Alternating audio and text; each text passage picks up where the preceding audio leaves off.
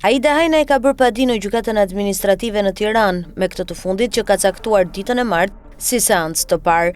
Ajo kërkon të pezullohet konkursi për drejtor departamentesh derisa gjykata të jap vendimin, sipas asaj që raporton gazetari Anila Hoxha. Hajnaj kërkon të kthehet si zëvendës drejtoreshe e përgjithshme e policisë, ose siç e parashikon ligji, drejtoresh departamenti, gjë të cilën nuk ja kanë bërë. Hajnaj ka qenë drejtore e BK-s deri më 1 shtator të këtij viti. Pasi i mbaroi mandati, ajo nuk është lejuar të kthehet në detyrë, por ndërkohë policia ka hapur garën për drejtor departamentesh. Dje në drejtorinë e përgjithshme, drejtues të lartë të DPPSH u mblodhë për të diskutuar për strukturën e re drejtuese. Ky diskutim u zhvillua pa praninë e mediave dhe struktura e re nuk u bë publike.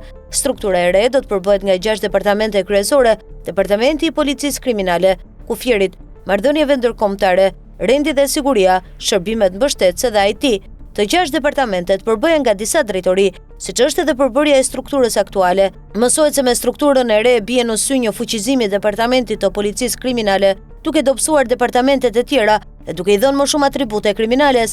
Ky departament do të përbëhet nga 7 drejtori dhe do të emërohet Departamenti për hetimin e krimit të organizuar dhe krimet e rënda. Drejtoritë që do të përbëjnë këtë departament: Drejtoria për hetimin e narkotikëve dhe trafiqeve, Drejtoria për hetimin e krimeve ekonomike dhe financiare, Drejtoria për hetimin e krimeve të rënda, Drejtoria e forcës së posaçme operacionale, Drejtoria e emergjencës dhe arkivës kriminale, Drejtoria për hetimin e krimit kibernetik, Drejtoria e Europol.